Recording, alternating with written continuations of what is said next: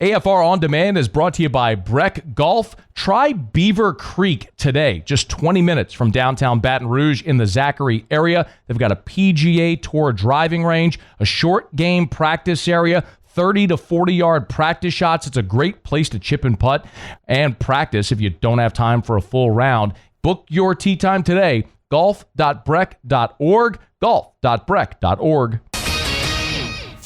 Matt Moscona. I'm very important. After further review. Say it one more time. After further review with Matt Moscona. And here we go. Live from the Raising Cane studio. Let's ride! Woo!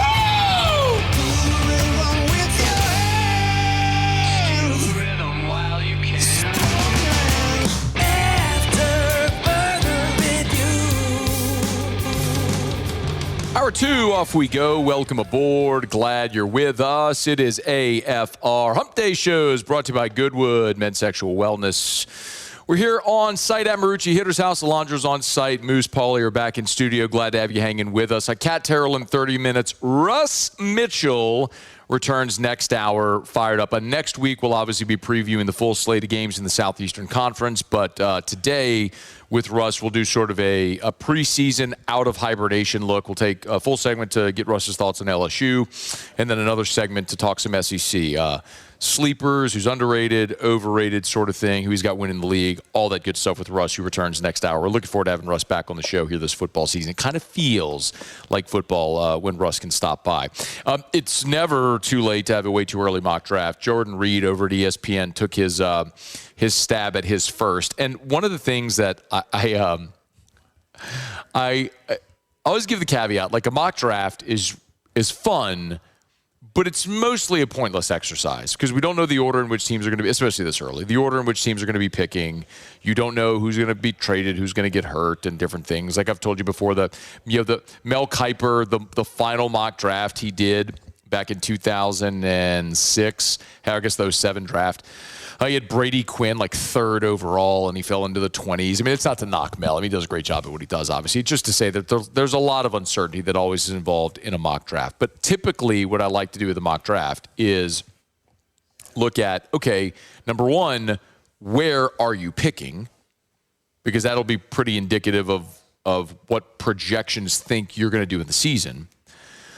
So from the NFL team's perspective, but then also it's sort of a pole position for what scouts think about players on your team now. Like, for example, last year at this time, y'all, like Patrick Payton was, it's hard not to laugh at this now, but Patrick Payton was a first-round draft pick in a lot of mock drafts last year at this point.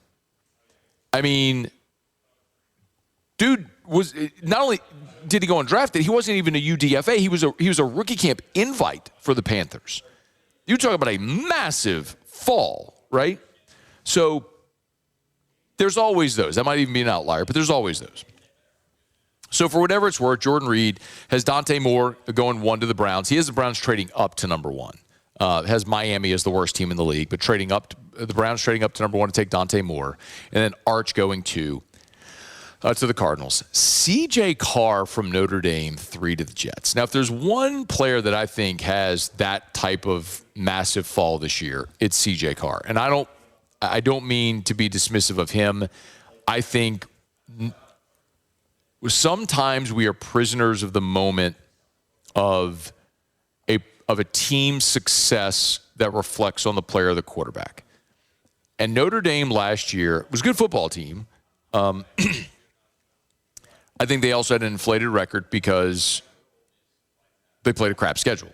And I think they're going to go 11-1 this year because they play a crap schedule. They have 2 real tough games. I wouldn't even say real tough games, but playing Utah and Miami really is it. BYU and Miami really is it on their schedule. If they struggle anywhere else, shame on you. So I don't know how I would project C.J. Carr, but number 3 to the Jets, that would just be par for the course for the Jets. Jeremiah Smith, 4 to the Dolphins. Cam Coleman, the receiver at Texas, 5 to the Raiders. Dylan Stewart, the edge from South Carolina, 6 to the Titans. Leonard Moore, the cornerback from Notre Dame, 7 to the Panthers. And this is the thing that's equally exciting and terrifying. Jordan Reid has Colin Simmons, the outstanding former 5-star edge rusher from the University of Texas, going 8th overall to your New Orleans Saints. That means he's projecting the Saints to finish exactly where they did a year ago, if you're picking 8th overall. Now, the Saints won 6 games last year. And he writes, the Saints need edge help in both short and long term, as Chase Young and Carl Granderson will be free agents in 2028. Simmons would be a major boost to New Orleans' defensive front as the most productive edge rusher in this class. He led the SEC with 12 sacks last season.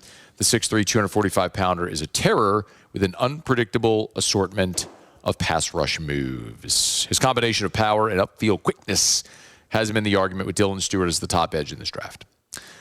I would love for the Saints to add Colin Simmons. I would loathe the Saints picking 8th overall because that would be 3 consecutive years that you're picking in the top 10. And that would just be devastating because I think these New Orleans Saints have a real opportunity to be a playoff team. I don't think they're going to be a great team, and the injuries in training camp sincerely have me worried. I'm concerned about the depth of this team, but I am a believer in Tyler Shuck. I do like all of the weapons they gave him. I know they'll be without Jordan Tyson for 2 months, but you should have a better running game with a fortified offensive line and Travis Etienne Jr., who you spent $54 million to add.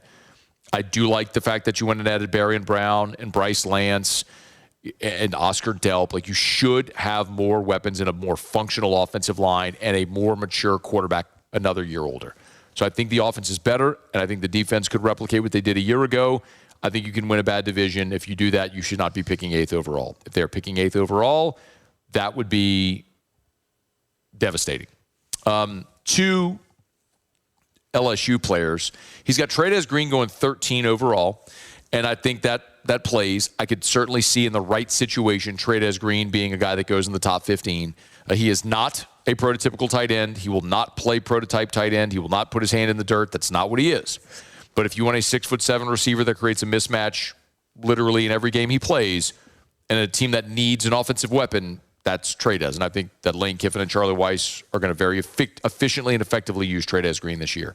And then they have Jordan Seaton, the left tackle, going 16 overall to the Bears. For what it's worth, the Texas offensive lineman, Trevor Gooseby, they have going 11 to Atlanta. So they have Seaton as the second offensive tackle taken in the draft. So just a few things from Jordan Reid's way too early mock draft. The players that you look at who I think could find their way onto that list, Sam Levitt is the most obvious one. If Sam Levitt goes out and has a 3,500-yard passing season and runs for 500-600 yards, accounts for 40 touchdowns, and all of a sudden you're talking about a guy that does project himself into round 1. Like, it wouldn't surprise me. Like, I think Dante Moore and Arch Manning will be there at the top of the draft.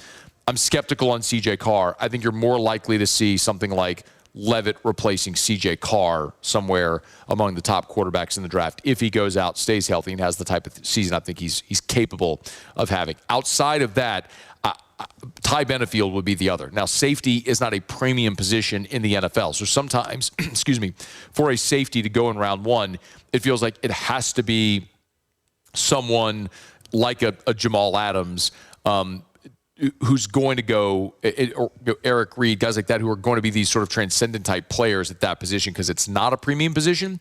But Caleb Downs a year ago is probably a better example, even more recently.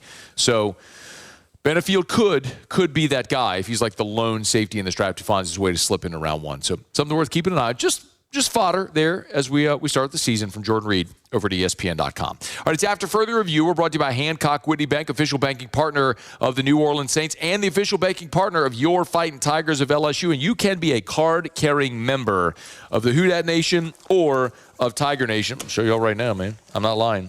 Paulie put the camera on me. Got my money clip. Here it is. Alondra can verify. Make sure I'm not showing anybody my card number, right? But there it is. My gold Saints debit card. I've had it forever. I was about to tell him the expiration, but I ain't doing that.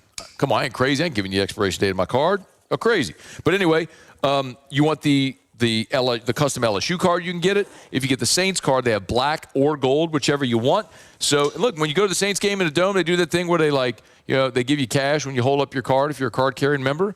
You do that. Or you can get $600 as well when you open a checking or a savings account if you go to HancockWhitney.com/Matt, HancockWhitney.com/Matt. My name, HancockWhitney.com/MATT. That's where you can go to learn more.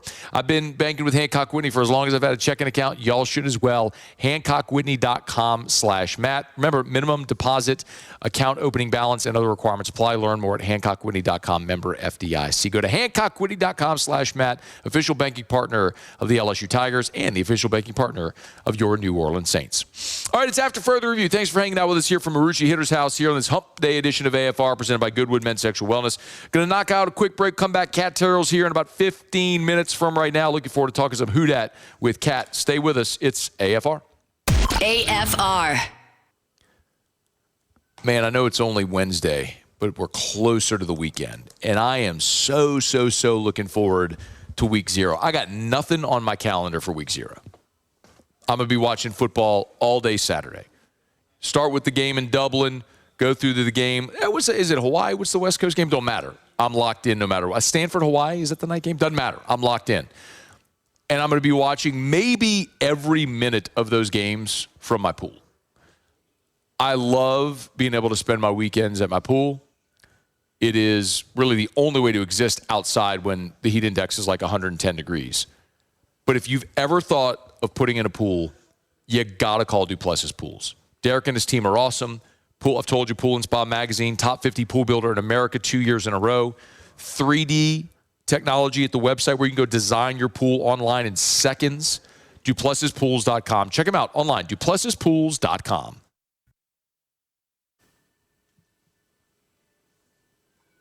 Supper Club, BTR.com. That's where you can go to get your reservation. It's Wednesday. How about you kick off your weekend early with our friends over at Supper Club? Scone, I don't have a reservation. Doesn't matter. Open seating at the bar, 14 bar stools, 7 bar tables. Not far, actually, from where we are. Actually, they're on Perkins Road near Bluebonnet. It's not far from anything in town. I mean, it's a major artery in town. But, man, you just got to go experience it. If you've never experienced Supper Club, it's time. If it's been a while since you've been, it's time to go back. And Chef Layton does an awesome job of always updating the menu with new options. He's always scouring planet Earth for one-of-a-kind steak options and opportunities for you to go have the most unforgettable dining experience at Supper Club. So if it's a game day or any day, it's Supper Club. Get your reservation at supperclubbtr.com. After Further Review, presented by Goodwood Men's Sexual Wellness. Visit yourgoodwood.com.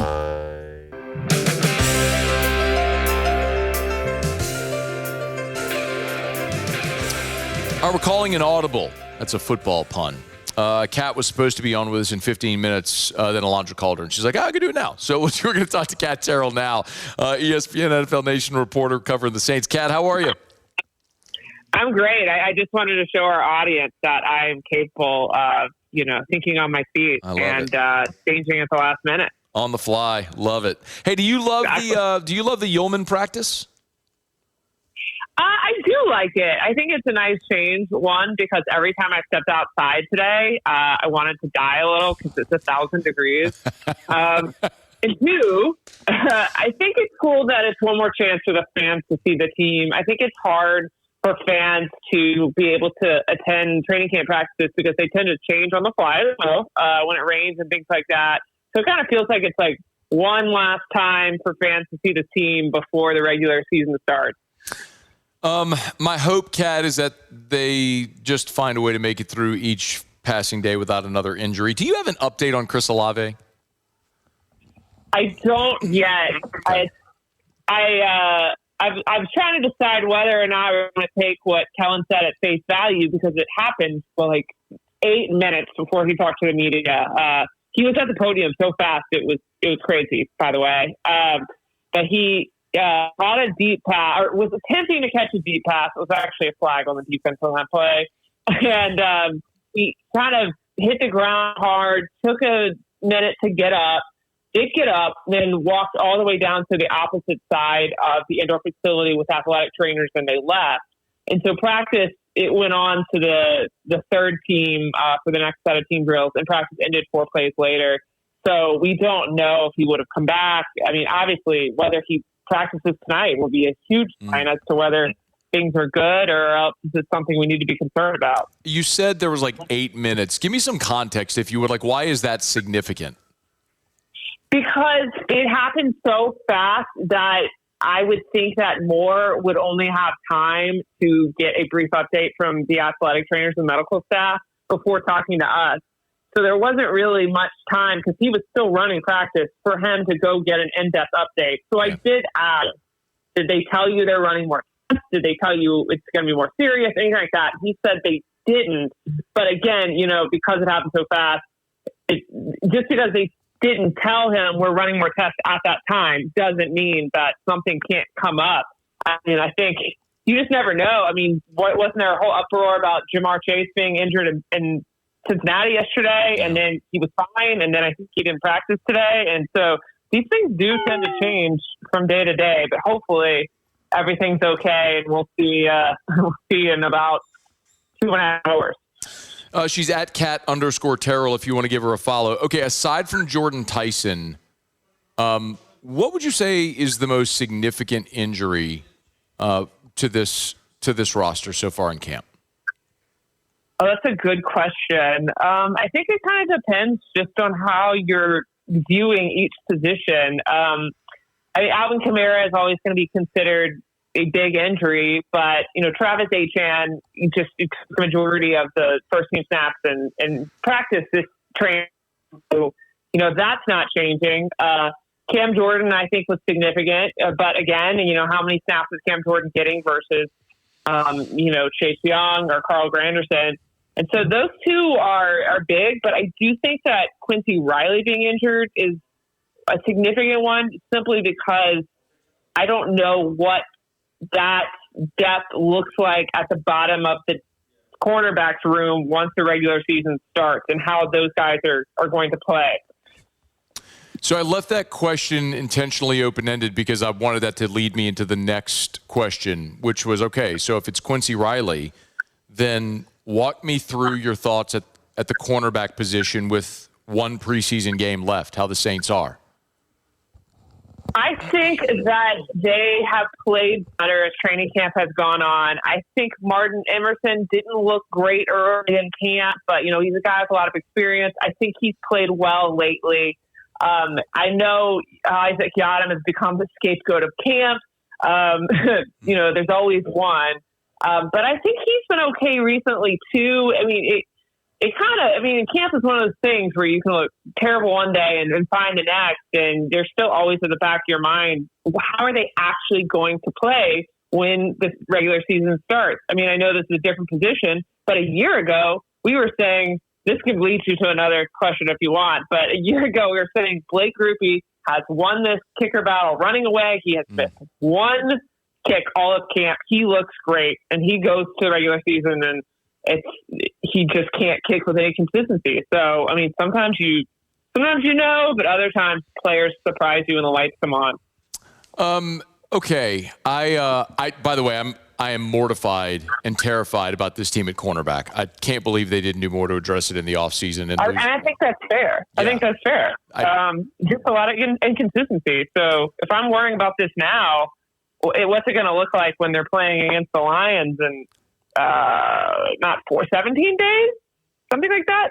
I don't math. I was told there was no math. I don't math either. That's why I went to journalism school. I don't have to do math. If I wanted to do math, I would have been an engineer or a mathematician, but I'm not any of those things.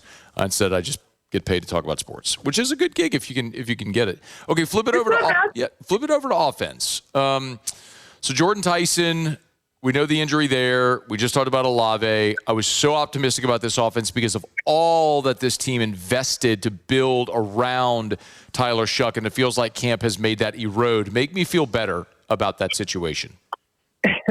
About Olave specifically, or just the offense in general? The offense because of all the injuries. Okay, well, I can start with Olave. Say that everything's fine today and he practices as normal. I think Olave in the last week has looked fantastic. I'm one. You can ask Ross Jackson this. You can ask my other Saints writers around me.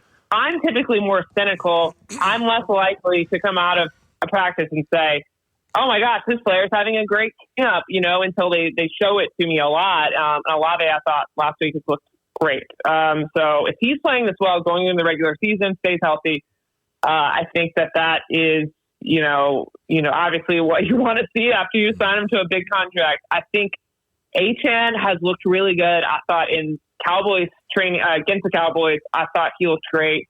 Sometimes that is hard to say about a running back at practice because of the nature of that practice and not the live tackling.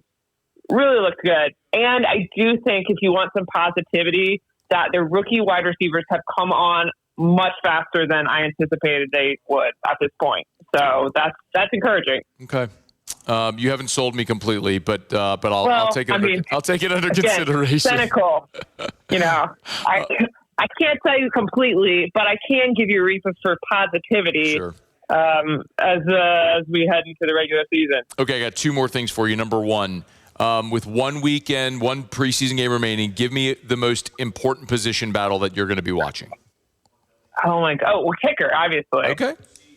Yeah, I mean, if you want a reason for negativity, the fact that it is days before final cuts and they're bringing in a third kicker to figure this out is seriously concerning. I mean, Sean Payton would just bring in kickers whenever. Like you missed a kick week 4. Doesn't matter. You're out. Get out of here. I mean, Sean and them kickers. I'm conditioned to expecting the Saints just to have rotating kickers. It's just what they do.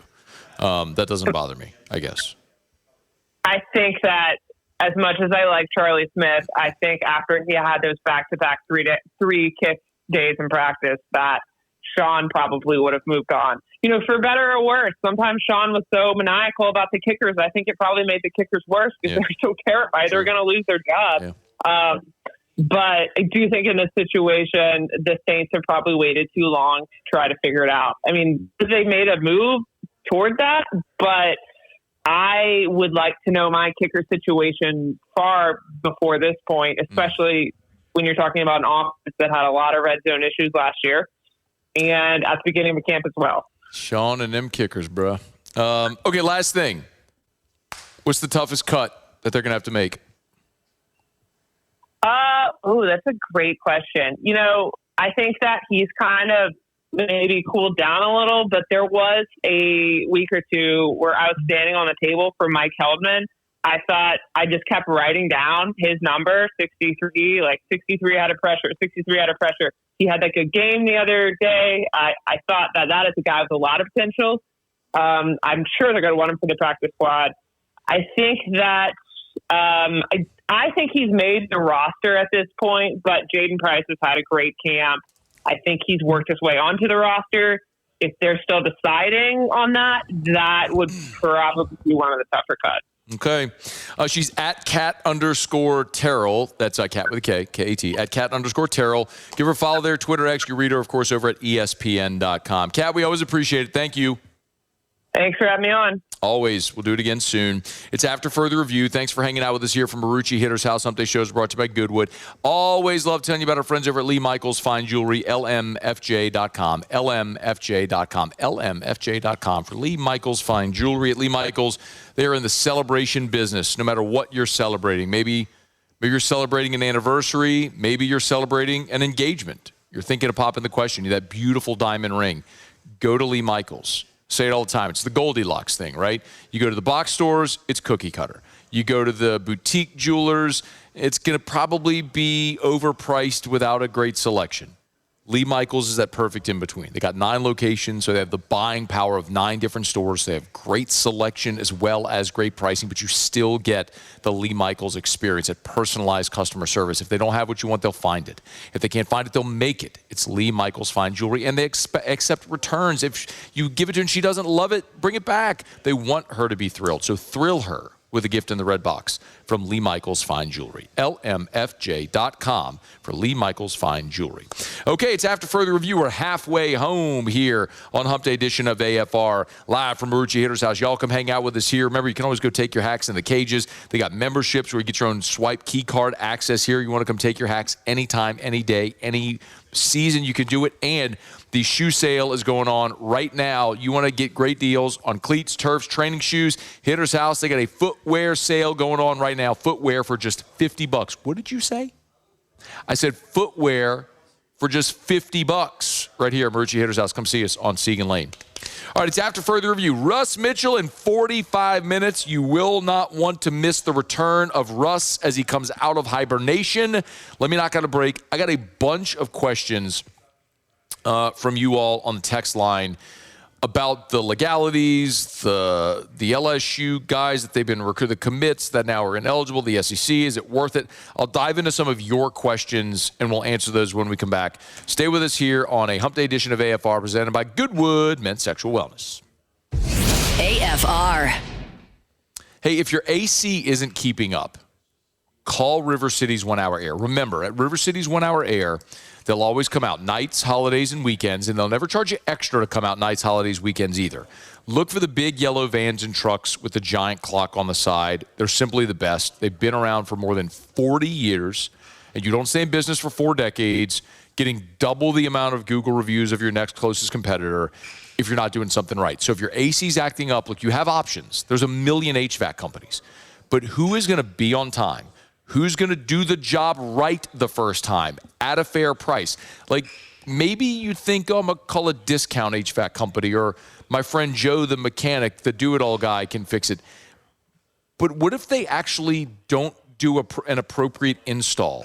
Like, what if they don't fix the issue? It could become even more expensive with repairs down the line. Get it done right the first time. River City's 1 Hour Air, 752-0001.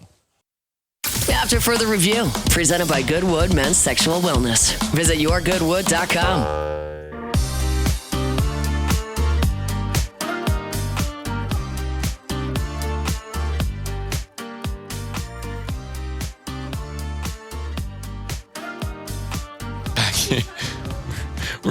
We're back here from Marucci Hitter's House. Thanks for hanging out with us. I know a lot of people, it's 4:30 in the afternoon if you're with us live here, and thank you for being with us. If you're watching on YouTube, shout out, thank you. Please smash that like button on the YouTube channel. Subscribe to the 1045 ESPN YouTube channel if you're not yet. So I know a lot of people go back and listen on demand and watch on demand. Very grateful for that. But if you're with us live, you know, a lot of people right now are knocking off work, jumping in the car, driving home. So thanks for being there.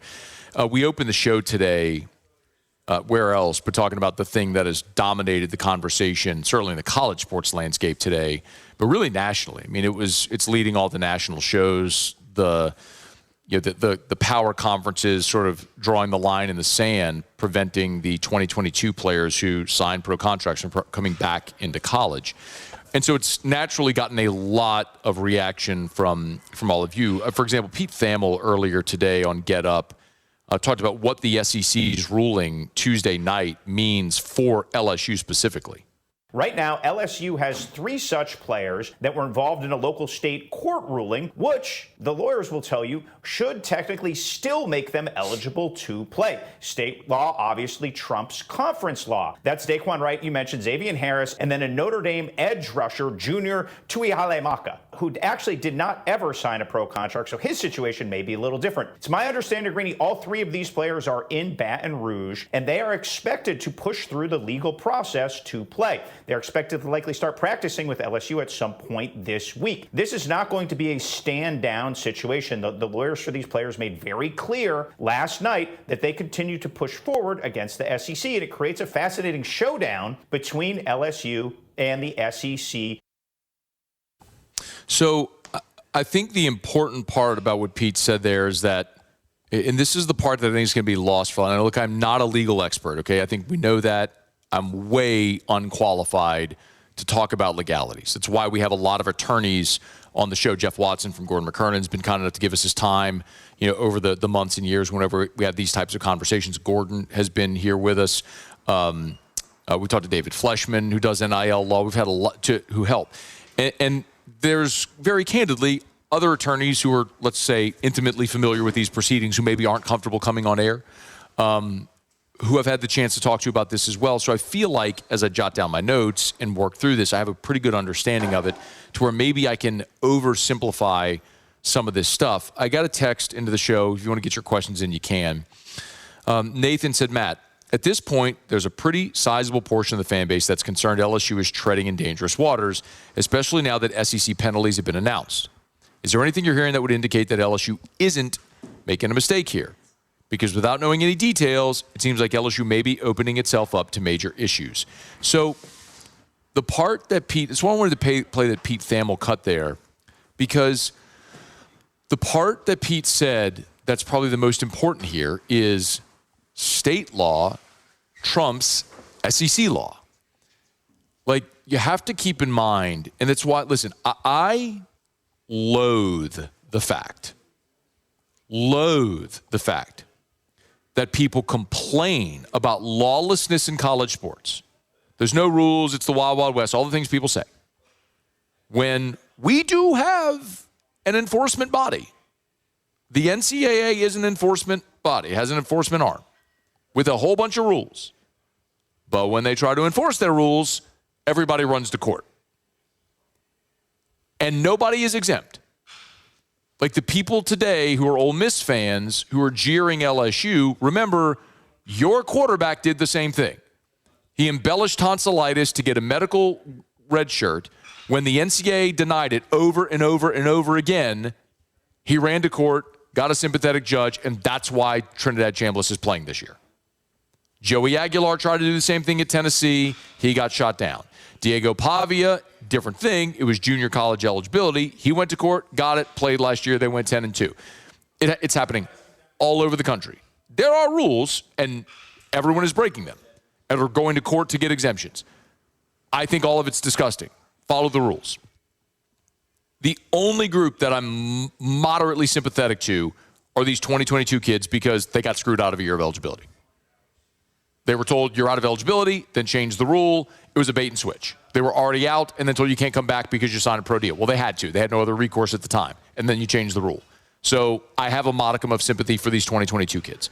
We don't need to go down that road. But the point is, like, the NCAA said Trinidad Chambliss is ineligible, but a court said he's eligible, so he's playing. That's the point here as well, and that's what LSU is going to follow. That's been made abundantly clear to me, is that LSU is going to follow a court order. So on Monday, there's going to be a preliminary injunction hearing in a Baton Rouge courtroom for the 33 student athletes, including the 16 football players that got the TRO. And if they're granted their injunction, a court in the state of Louisiana says they're eligible. That supersedes NCAA or SEC rule. Now, the NCAA is the plaintiff, not the SEC. But would the ruling enjoin the SEC? That's what we don't know, which is why you're hearing now thoughts that these players would, or the attorneys told Ross Dellinger they're also considering suit against the SEC. Spencer said, Matt, I understand the court ruling, and I understand the statement from the SEC. No matter what happens on Monday, isn't LSU a member of the SEC by choice, which means they are tied to obey rules set forth by the SEC governing body.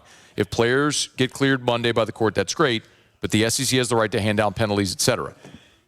Not really, because the court overrides the NCAA and or the SEC. Remember, like, this is the point. People have asked me over and over and over again, like, what if a player plays under the injunction, the temporary injunction, or a TRO, and then later deemed ineligible? Could you forfeit games?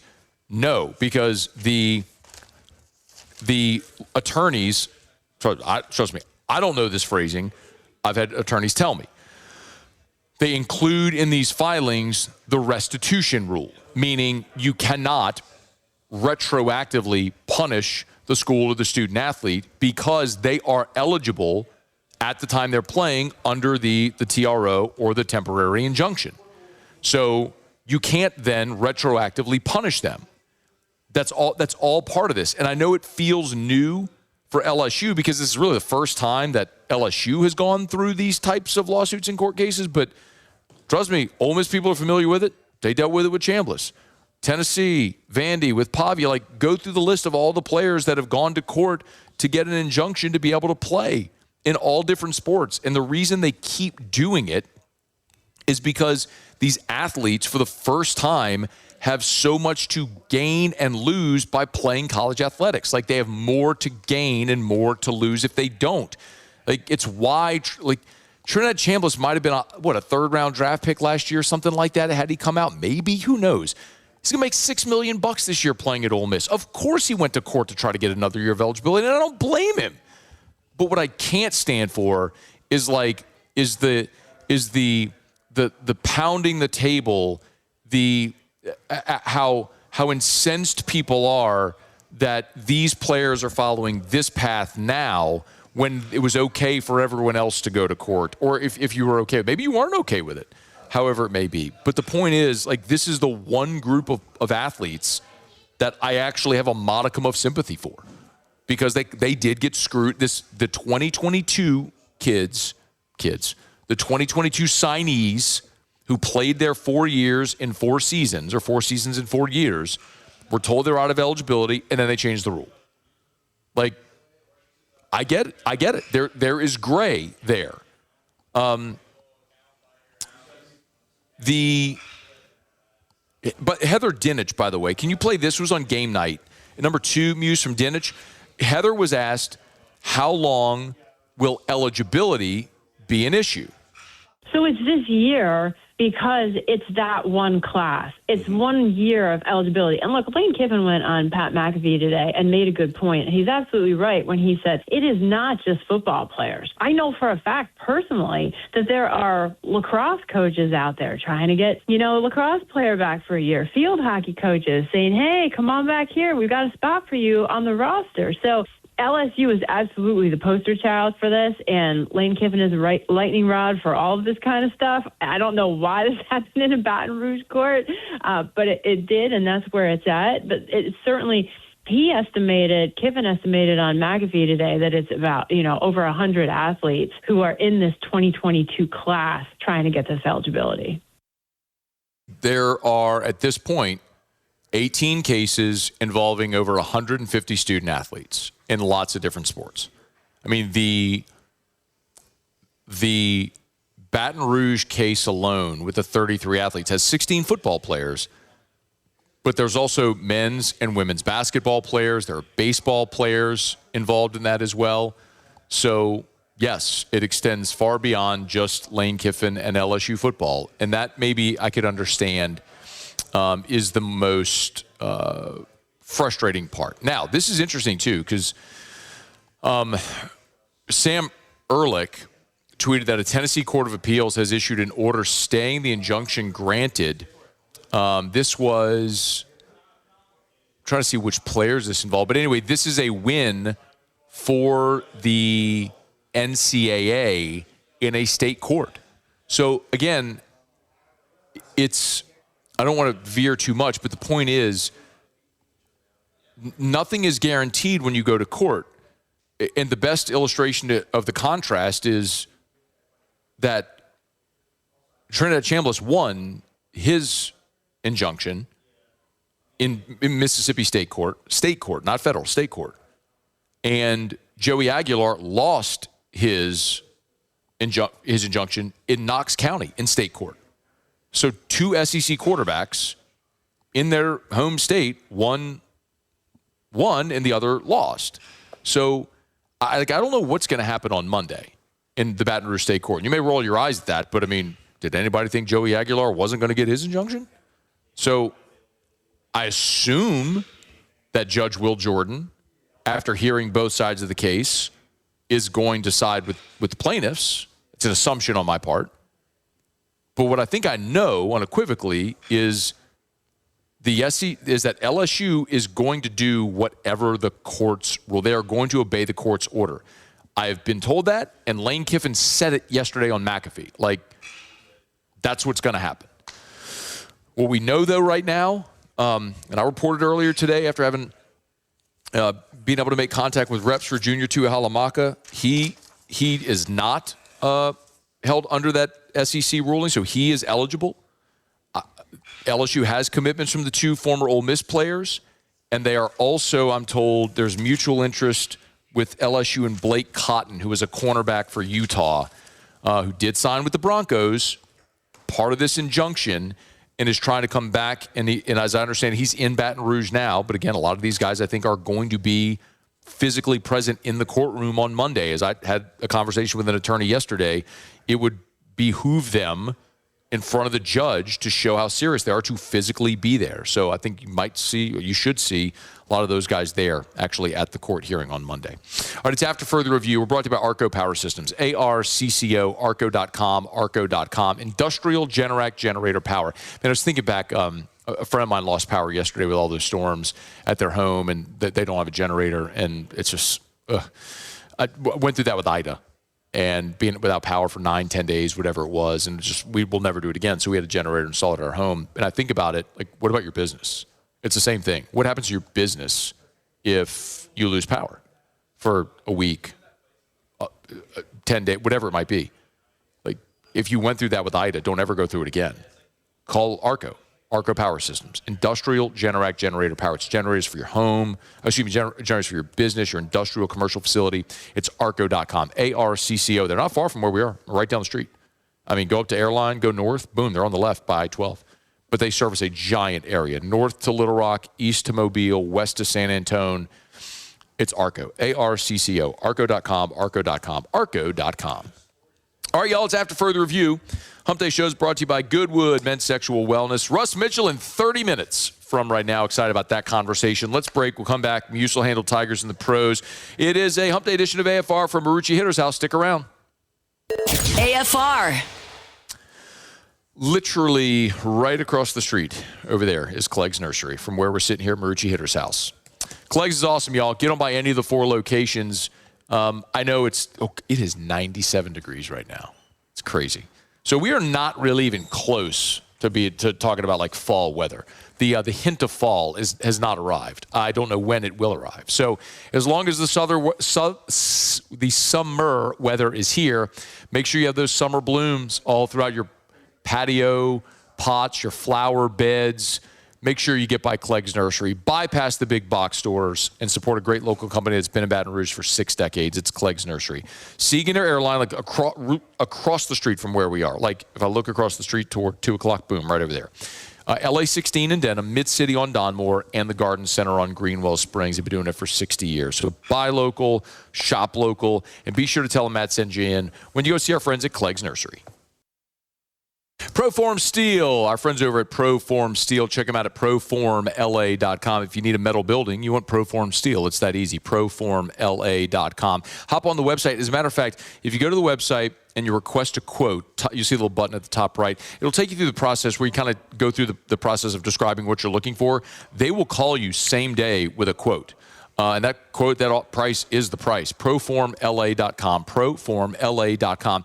Tons of differentiators. You got a lot of options if you're looking for a metal building, but Proform Steel is the best because Brandon Golson is part of the state licensing board, so you know you got an ethical guy. You're talking about better lead times because everything is in-house, so sometimes 10 weeks ahead as far as lead times. So you're talking about American-made materials, so you're supporting great American jobs and free delivery on every building, regardless of the size. It's Proform Steel, proformla.com. After Further Review, presented by Goodwood Men's Sexual Wellness. Visit yourgoodwood.com.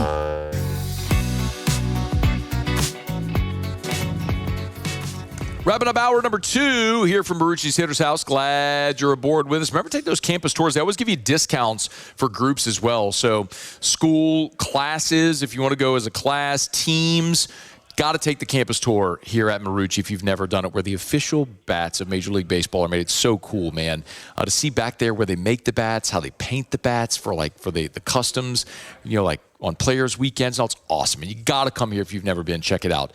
The campus tour here at Marucci Hitter's House. Okay, Musil, Tigers in the pros. Tigers in the pros. They still bleed purple and gold. They're just really rich now. Really, really good night on the mound on Tuesday for all the former Tigers in Major League Baseball. We'll start it with Jaden Hill, remarkably efficient in his outing for the Rockies. 1 shutout inning of relief. Didn't walk anybody, punched out 1, threw 5 pitches, All of them were strikes. 3 up, 3 down, out of there. Hold number 12 on the season for Jaden Hill, and the Rockies got a 3-1 win in that one. Grant Taylor picked up save number 8 as the Chicago White Sox defeated the Texas Rangers. Taylor came in relief of former Arkansas Razorback Hagen Smith and got the last out of the ball game. So a third of an inning, took 2 pitches for Taylor, and again results in save number 8, the ERA down to 2.11. To the starting pitchers for LSU, Gage Jump, fantastic last night for the Athletics. 6 1/3, just 2 earned runs on 2 hits. Walked 2, punched out 9 in that ball game. Picked up the win, 6th win of the season and his career for Gage Jump. Fantastic outing there. Tommy White, for what it's worth, went 1 for 4 in the ball game with a double, his 4th double of the season. Drove in a run and came around to score. Aaron Nola was magnificent for the Philadelphia Phillies, although they didn't help him very much. 6 innings, 2 runs, 3 hits, walked 3, punched out 7. Nola took the loss off of that great outing. Just about an identical outing to Gage Jump. He got the win. Nola takes the loss. Phillies scored just 1 run in that ball game, but that is that's now 6 outings in a row where Aaron Nola has been very, very good. And then Paul Skeens, boy, this was needed. Skeens, 6 shutout frames for the Pirates a night ago. Just 3 hits. Didn't walk anybody and punched out 4 in that ball game. Got a no decision. Unfortunately, the Pirates did win it 1-0. But I think the bigger story there is Skeens firing 6 shutout and looking a little bit more like himself. Can he build on it? That question will be answered in his next start. That's Tigers in the Pros. Presented by Rouse's, the official supermarket of the Saints. Rouse's.com, Rouse's.com, Rouse's.com. Hey, the weekly specials are up. How about this? Do you love 93% lean ground beef? Who doesn't? Only $5.88 a pound right now. I save $3.11 a pound. That's like almost half. I'm not even good at math. London broiler top round roast for $5.88 a pound. They got Rouse's russet potatoes you can get right now. If you love your soft drinks, Coke, Sprite, Barks, 3 for $9. Check it out right now at Rouse's. Go make a deal over at Rouse's, the official supermarket of the Saints. Rouse's.com, Rouse's.com. Rouse's, this feels like home. The NFL has eliminated, Schefter reporting, the NFL has eliminated the Pro Bowl games. The focus will shift to celebrating the honor of being a Pro Bowl selection. I'm actually surprised. I know, it's largely been a punchline and they stopped playing the game, but the NFL finds ways to make money by creating TV inventory. The Pro Bowl games was TV inventory, so not having it is a little bit of a surprise. The NFL passes on a revenue opportunity, which they seldom, if ever, do. Okay, hour number 3 coming up. Stay here. AFR. We're brought to you by Parish Construction and Roofing, parishbuilt.com, parishbuilt.com. Tell you every day, do business with someone you know. That's me and Terrio and Tilly, our great staff. And, of course, now our partner, Drew Brees, over at Parish Construction and Roofing. As a matter of fact, in our Parish text I just got, there was there's a line of thunderstorms possible tomorrow morning in Louisiana and Mississippi, including isolated strong thunderstorms possible. Y'all, it's just that time of year, right, when we're coming through storm season. We've been very fortunate to avoid the big name storms. But look, the winds blow, there's heavy rain, and that can damage your roof. Let us come give you a free, no-obligation roofing inspection. We'd love to help you out. You can schedule online at parishbuilt.com, parishbuilt.com. Just fill out the form on the homepage at parishbuilt.com. Roof repairs, roof replacements, commercial, residential. We install gutters. We can soft wash your home or property. It's Parish Construction and Roofing. Go to parishbuilt.com. Do business with someone you know. Parishbuilt.com.